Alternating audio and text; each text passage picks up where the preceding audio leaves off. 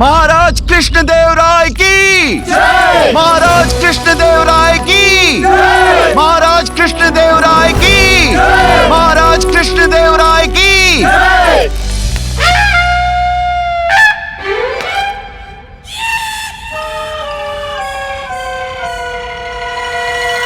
क्षमा प्रार्थी, त्रुटि हो गई हमसे। स्वभाववश अपने सिंहासन की ओर प्रस्थान करने लगे। भूल ही गए कि ये राज दरबार, ये सिंहासन अब आपका हुआ। आइए, आप बैठिए राज सिंहासन पर। नहीं नहीं महाराज, आप ही विराजिए महाराज।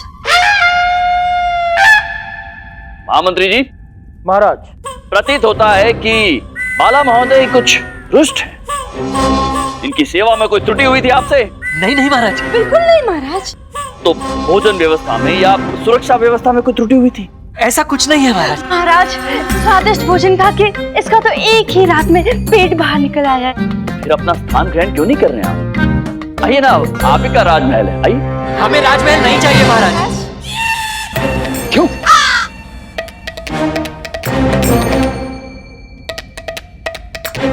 उचित है तो आपकी अनुमति हो तो हम बैठ जाएं सिंहासन पर। हाँ हाँ महाराज। महाराज,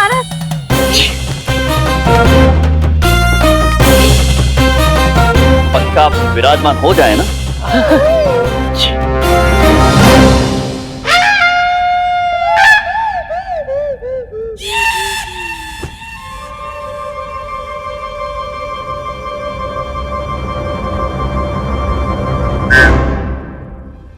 कहिए बाला महोदय, आपने हमें याद किया और हम दौड़े दौड़े राज दरबार में आ गए। महाराज, मैं तो एक साधारण सा मनुष्य हूँ, इतने बड़े राजमहल को नहीं संभाल सकता। आप ये राजमहल पुनः ले लें। पुनः ले लें? आप इस राजमहल के एवज में मुझे 1 लाख स्वर्ण मुद्राएं दे दें, मेरे लिए वो बहुत होगी। विक्षिप्त हो गए। बस केवल 1 लाख स्वर्ण मुद्राएं? क्या आपको ऐसा प्रतीत नहीं होता है कि इतने अद्भुत और सुंदर राजमहल के लिए 1 लाख स्वर्ण मुद्राएं बहुत अल्प है? अल्प है? परंतु हम इतने से ही काम चला लेंगे महाराज। हाँ, चला लेंगे। महामंत्री जी। महाराज, बाला महोदय द्वारा त्यागे गए स्वर्ण आभूषणों का मूल्य कितना है? हमारे द्वारा त्यागे गए स्वर्ण आभूषणों का मूल्य मैं कुछ समझा नहीं महाराज। समझाते हैं अभी। मंत्री महाराज, गुरु माता अम्मा एवं शारदा देवी और नगर की समस्त महिलाओं के आभूषण मिलाकर 1,05,000 स्वर्ण मुद्रा महाराज। 1,05,000 स्वर्ण मुद्राएं। अद्भुत। तो बाला महोदय, आपको पूरे 1,05,000 स्वर्ण मुद्राएं भेंट में देंगे। आपको इतनी हानि हुई थी ना? हमारी हानि? हाँ, आप ही के कथन के अनुसार गुरुमाता शारदा देवी और पंडित रामकृष्ण की अम्मा जी के जो आभूषण थे वो गुरुवर और पंडित रामकृष्ण की त्रुटि से लोहे में परिवर्तित हो गए थे। जी जी। तो फिर महामंत्री को वो समस्त आभूषण नगर के किसी घर में कैसे मिले?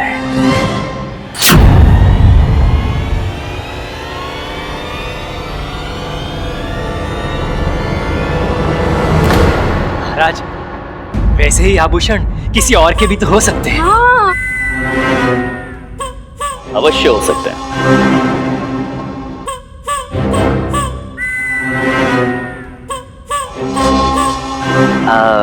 महोदया, आप इन बाला महाशय की विवाहिता है या? तुम्हारा इतना साहस?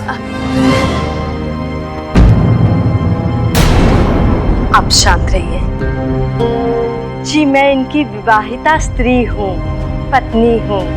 अच्छा अच्छा, तो फिर आपके गले में इनके नाम का मंगलसूत्र क्यों नहीं है?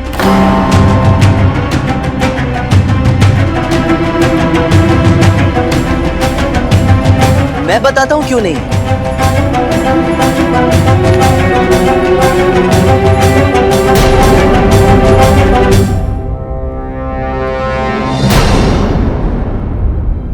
जब आप उस कुटिया से भाग रही थी ना तो वहां गिर गया था। महाराज, ये हमें उस घर से मिला है जहां से बाकी के आभूषण प्राप्त हुए थे। जब उन आभूषणों की छानबीन की गई तो पता चला कि कुछ लोगों ने ये मंगलसूत्र चारू के गले में देखा था।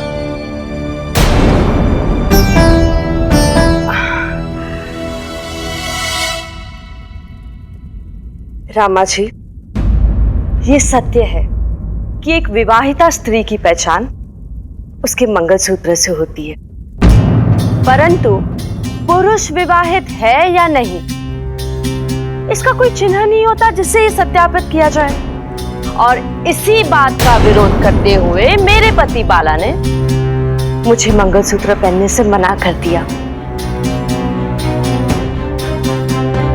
इसलिए जब मैं मंगलसूत्र पहनती ही नहीं तो ये मंगलसूत्र मेरा कैसे हो सकता है? वाह वाह वाह, अत्यंत उच्च विचार हैं बाला महाशय के। तो चलिए कोई बात नहीं, किंतु अभी भी एक अंतिम परीक्षण शेष है। यदि आप उसमें भी खरे उतरे तो हम आपकी बात का विश्वास कर लेंगे और आपको मुक्त कर देंगे। अब कौन सा अंतिम परीक्षण बाकी है? जी, ये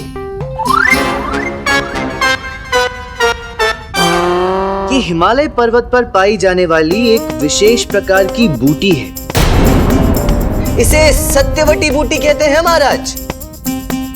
आपको तो हिमालय पर पाई जाने वाली सभी बूटियों का पूर्ण ज्ञान है ना। इसकी मात्र 2 बूंदें पीकर मनुष्य यदि असत्य भाषण करे तो उसकी तत्काल मृत्यु हो जाती है।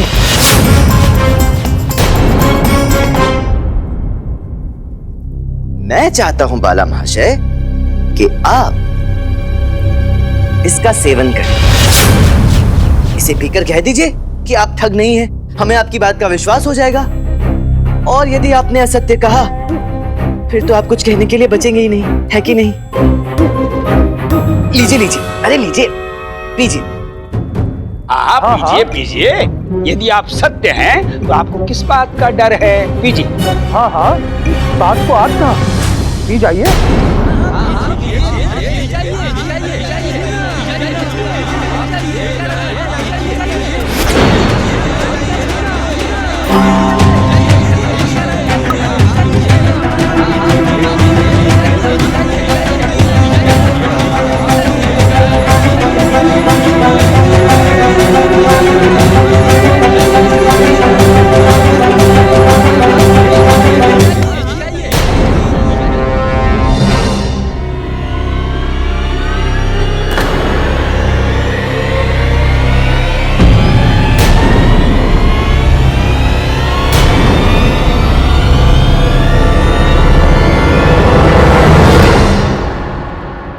महाराज, हम निर्दोष हैं। ये सारे आरोप असत्य और निराधार हैं। जी महाराज, हम निर्दोष हैं। पंडित रामाकृष्ण हम पर झूठा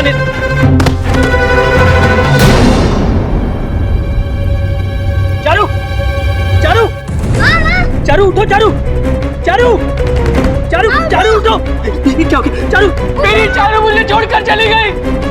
चारू, ये चमत्कारी जड़ी बूटी तो हमारे परम पूजनीय प्रिय गुरु जी को पिलानी चाहिए थी ताकि इस बुड्ढे से हमें हमेशा हमेशा के लिए छुटकारा मिल जाए और हमें आनंद आ जाए। चारू, क्या आवश्यकता थी असत्य बोलने की? मैं पी रहा था ना वो औषधि मेरे प्राणों को बचाने हेतु। इसने स्वयं को ही मृत्यु को समर्पित कर दिया। चारू उठो, चारू, तुम्हारे बिना मेरे जीवन का कोई मूल्य नहीं है। चारू, चारू, मेरे लिए नहीं तो इस अबोध बालक के लिए उठ जाओ। चारू, किसे तुम्हारी आवश्यकता है? चारू उठो, चारू। पंडित रामकृष्ण, कृपा करके मेरी चारू को बचा लीजिए। महाराज जी कहिए। महाराज, पंडित रामकृष्ण का कथन सत्य है। मैं स्वीकार करता हूं कि हम अपराधी हैं। हम ही है वो ठग महाराज।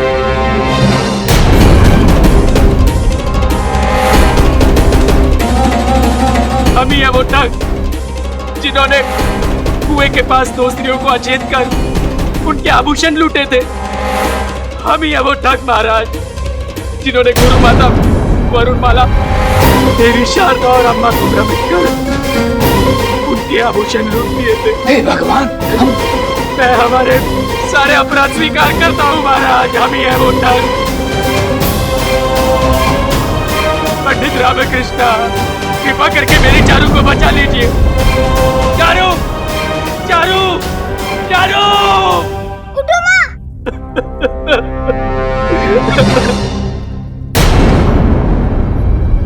चारू, माँ।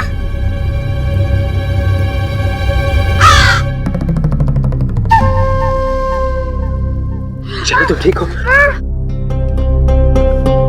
तू जीवित है? क्या हो रहा है? हमें समझ में नहीं आ रहा है। पाला, मुझे क्या हो गया था? अरे ये सब क्या तमाशा हो रहा है क्या ये? हमें कुछ समझाएगा? गुरुवर, मैंने बाला महाशय के साथ वही खेल खेला जो ये प्राय निरपराध और अबोध लोगों के साथ खेला करते हैं।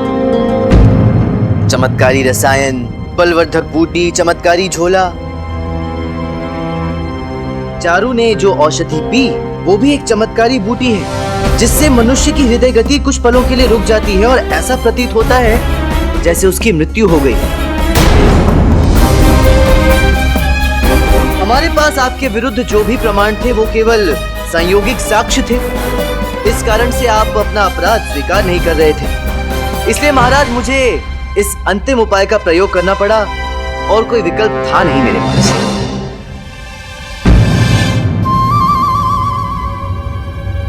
हम शर्मिंदा है महाराज। शर्मिंदा है? अपराध तो आपसे हुआ है, और वो भी घोर अपराध। आपने ना केवल सामान्य जनों को ठगा है, अपितु हमारे आत्मीय जनों को भी ठगा है। और तो और आपने स्वयं हमें, विजयनगर राज्य के सम्राट कृष्णदेव राय को ठगने का दुस्साहस किया है। आप अत्यंत भयानक और हानिकारक अपराधी हैं। दंड तो आपको मिलेगा। कृपा करके हमें काल कोठरी में न डालें। ये हमारा बालक है, ये अभी बहुत छोटा है। हम आपके दास बनकर रहेंगे महाराज। हमें क्षमा कर दीजिए। महाराज, एक सुझाव है। हाँ पंडित रामकृष्ण, हम आप ही के सुझाव की प्रतीक्षा कर रहे हैं और विश्वास है कि यह सुझाव विशेष होगा। आप हमारे विशेष सलाहकार जो हैं। बताइए, आपका क्या सुझाव है? धन्यवाद महाराज। सुझाव ये है कि हमें इन्हें स्वतंत्र कर देना चाहिए और इन्हें बीजापुर में जाकर आवास करने का आदेश देना चाहिए, और जो इनका मनपसंद कार्य है जिसमें ये पारंगत हैं, वही उन्हें वहां करने का आदेश देना चाहिए। ठगी। ये क्या कह रहे हैं महाराज? ठगी? जी महाराज।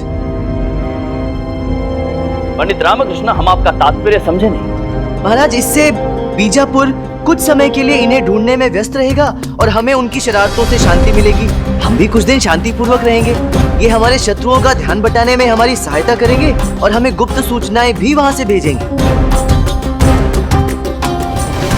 पंडित रामकृष्ण, आप चतुरों के चतुर हैं। कहिए बाला महोदय, आपको पंडित रामकृष्ण का सुझाव स्वीकार है? क्या आप हमारे लिए कार्य करेंगे?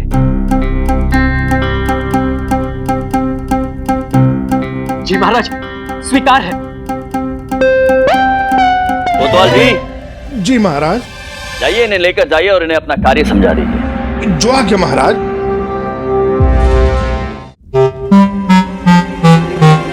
गुरुवर जी।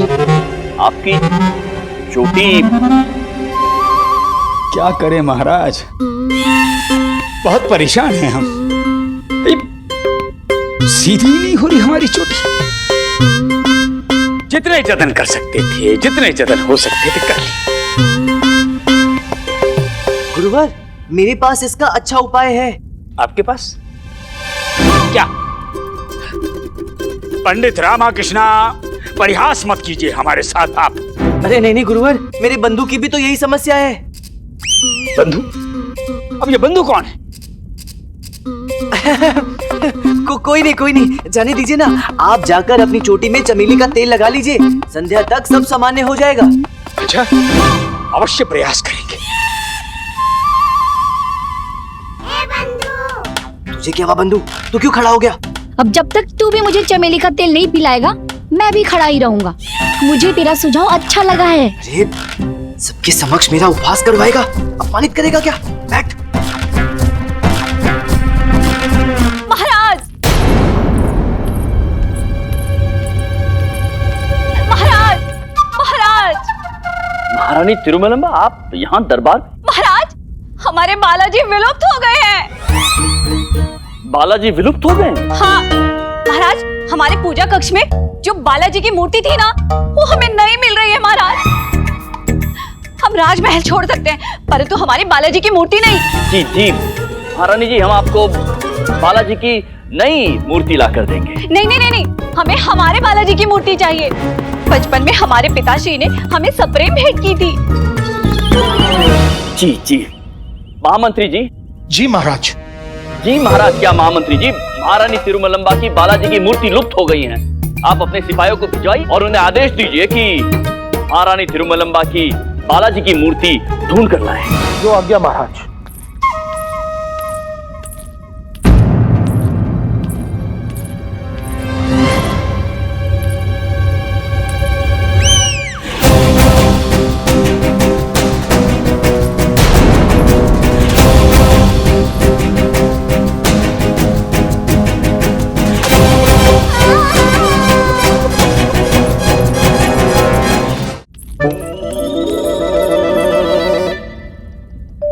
आपकी मूर्ति हमारे पास थी।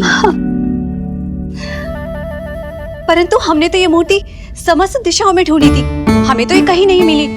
आपको ये कहाँ मिल गई?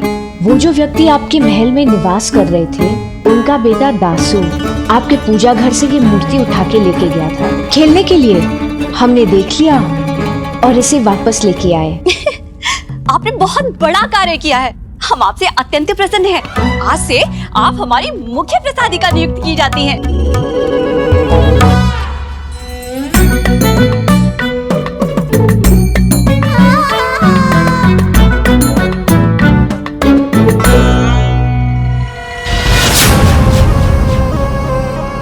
समय बड़ा बलवान है कृष्णदेव राय, धीरे धीरे ही सही, परंतु हम आपके समीप आते जा रहे हैं। जितना हम समीप आएंगे, उतनी ही तुम्हारी मृत्यु समीप आ रही है। सावधान रहना हमसे, क्योंकि विष ही शस्त्र है।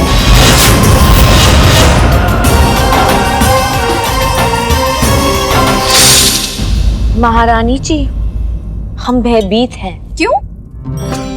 वैसे तो हमारा व्यक्तित्व है ही इतना प्रभावशाली कि सामान्य मनुष्य हमें देखकर भयभीत हो जाता है, पर तुम क्यों भयभीत हो? जी, हमें ये भय है कि आप हमें प्रसादिका के पद से निष्कासित कर देंगी। क्यों?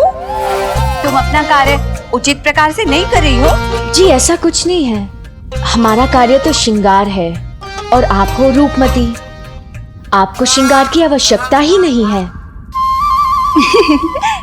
तो है। इस सौंदर्य मुख पर अगर और श्रृंगार करेंगे तो विजयनगर में एक और सूर्य उदित हो जाएगा। ऐसा भी होता है क्या? दो सूरज एक साथ तो कभी नहीं निकलते। मूर्खों से वार्ता विश्व का सबसे कलिष्ठ कार्य है। महारानी जी, हम उपमा दे रहे थे। उपमा? किसने बनाया उपमा? हमें तो नहीं मिला। महारानी जी, हम उदाहरण दे रहे थे। अच्छा अच्छा, हमारी माँ भी ना हमसे यही कहती है। क्या हम इतने सुंदर हैं, इतने सुंदर हैं? क्या हम भूल गए हम कितने सुंदर हैं? इसीलिए तो हम भयभीत हैं कि आपके सौंदर्य को श्रृंगार की तो आवश्यकता ही नहीं है, तो आप हमें प्रसादिका की पद से निष्कासित तो नहीं करेंगी। आवश्यकता नहीं है तो क्या करें? निष्कासित कर दे? नहीं नहीं, आप इतना विचार मत कीजिए ना, वरना आपके श्रीमुख पे छुरियां पड़ जाएंगी। छुरियां? नहीं नहीं नहीं नहीं, हम बिल्कुल विचार नहीं करेंगे। हमें तो विचार करना बिल्कुल भी अच्छा नहीं लगता। हम बिल्कुल विचार करेंगे ही नहीं। चलिए आइए आइए।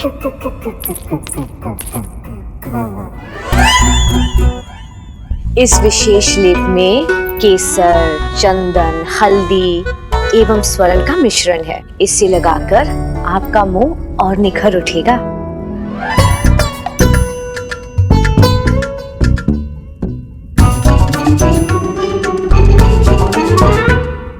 अब आप इसके सूखने तक विश्राम कीजिए और बिल्कुल बात मत कीजिएगा। हमें एक उत्तम विचार आया है।